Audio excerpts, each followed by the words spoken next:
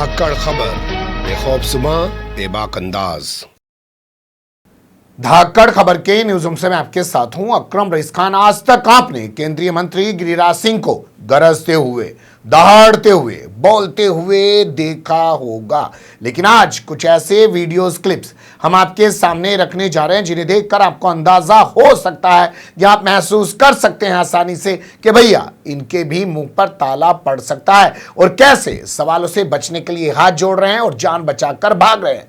जी हां, जान बचाकर भाग रहे हैं प्रेस कॉन्फ्रेंस से। जो अभी तक जानकारी मैंने आपके सामने रखी, उसे सुनने के बाद आपके जहन में जो सबसे पहला सवाल पैदा हो सकता है वो ये कि कहां है वो वीडियो, जल्दी से हमारे सामने रख दो। तो बारी बारी से कुछ क्लिप्स आपके सामने रखेंगे। दूसरा सवाल आपके जहन में ये आ सकता है कि कहां पर हुआ है ये सब, तो उससे भी आपको रूबरू कराएंगे। और तीसरा सवाल आपके जहन में यह आ सकता है कि इस बारे में भोंपू मीडिया और उसके दलाल चाटुकार दंगाई, बल्कि अब तो ईमानदार बन चुके पत्रकार कोई जानकारी क्यों नहीं दे रहे। तो इस सवाल का जवाब हमारे पास नहीं है, लेकिन दो सवालों का जवाब वीडियोस के जरिए हम आपके सामने रखने जा रहे हैं। पर उससे पहले क्या है पूरा मामला वो जान लीजिए। देखिए, मामला जुड़ा हुआ है गिरिराज सिंह से, जिनको वीजा मंत्री भी कहा जाता है। ये हमेशा बड़बोलेपन के लिए, भड़काऊ बयान देने के लिए जाने पहचाने जाते हैं। ये कहना कुछ गलत ना होगा कि सीतापुर का वो बजरंग मुनि और इनमें कोई फर्क नहीं है। बस वो अपने आप को साधु बता के उस तरीके के बयान दे रहा है। ये एक संवैधानिक सीट पर बैठकर इस तरीके के बयान दे रहे हैं। 2019 में देखने को मिला था, जब नरेंद्र मोदी ने पार्लियामेंट के सेंट्रल हाउस में दूसरी बार सरकार बनने के बाद संविधान को साक्षी मानकर कहा था कि मैं इस बार इस तरीके के बयान बर्दाश्त नहीं करूंगा। तो चर्चाएं चलने लगी थी कि हो सकता है कि इस बार गिरिराज सिंह को मंत्री ना बनाएं, लेकिन फिर भी मंत्री बना दिया गया। और लगातार उनके बयान जिस तरीके से सामने आते रहते हैं उस पर निंदा भी नहीं की जाती है सरकार के जरिए।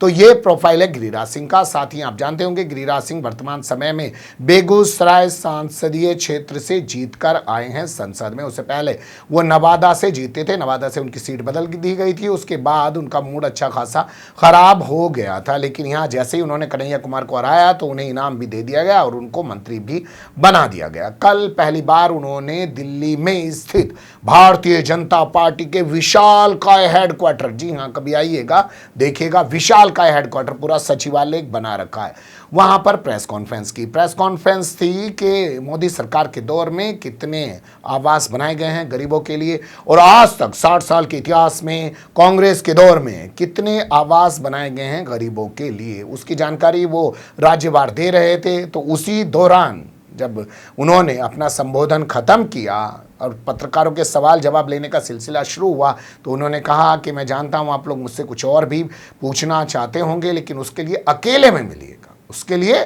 अकेले में मिलिएगा। कैसे कहा गिरिराज सिंह ने, उन्हीं की ज़बानी सुन लीजिए।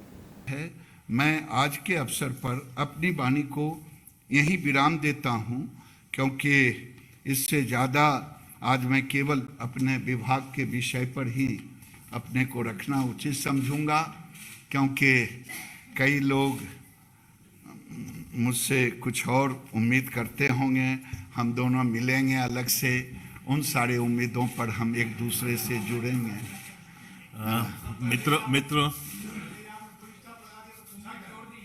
मित्रों, मेरा आपसे अनुरोध होगा। सुन लिया आपने गिरिराज सिंह को। पहले ही डिस्क्लेमर लगा देने कि भैया ऐसे सवाल मत पूछना, ऐसे सवाल यहाँ से नहीं दूंगा मैं, ये भारतीय जनता पार्टी का हेडक्वार्टर है, वो मैं अपने घर पे दूंगा, वहाँ पे आना, जो कहोगे वो बोल दूंगा, मुंह के आगे खुला मैदान है, जबान चलाने में कोई दिक्कत नहीं होती है। और जब पत्रकार सवाल पूछने लगे तो शायद ये हाथ जोड़कर उनसे बचने की कोशिश कर रहे हैं। ये तस्वीर भी देख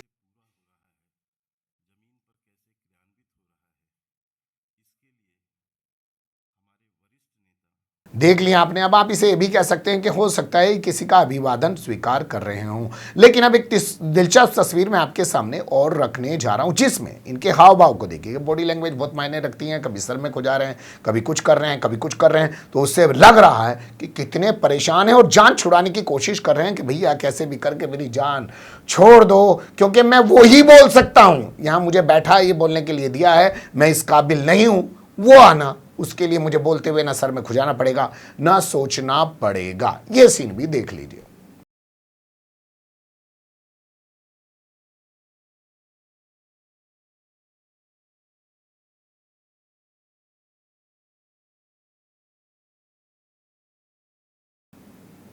अब इसके बाद जब लास्ट आया तो इन्होंने 15 मिनट के भीतर पूरी प्रेस कॉन्फ्रेंस को खत्म कर दिया। जी हाँ, 15 मिनट के भीतर पूरी प्रेस कॉन्फ्रेंस को खत्म कर दिया। 8 मिनट तक अपना संबोधन दिया और 7 मिनट के भीतर सवाल लिए और भाग गए। और जब भाग रहे हैं तो वो वाला सीन देखिए कि कैसे आपदा प्रबंधन की बात करके और मुस्कुराते हुए या हंसते हुए, ठहाका लगाते हुए वहां से जाने की कोशिश कर रहे हैं और झटाक से उड़ जा रहे हैं। वो सीन भी देख लीजिए। आपदा प्रबंधन उस पर काम करेगा।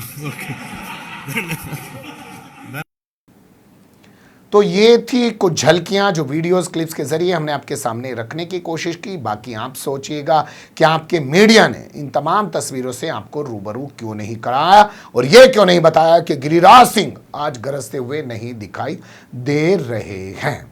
बने रहिएगा धाकड़ खबर के साथ। फिलहाल कमेंट्स के रूप में आप लोग अपनी राय दे सकते हैं, खबर को लाइक कर सकते हैं, चैनल को सब्सक्राइब कर सकते हैं और ज़्यादा से ज़्यादा हमारी खबरों को शेयर कर सकते हैं। फिर ऐसे ही किसी सुलगते हुए या उलझते मुद्दे लेकर मैं आपके सामने होऊंगा हाजिर। फिलहाल अभी मुझे दें इजाज़त।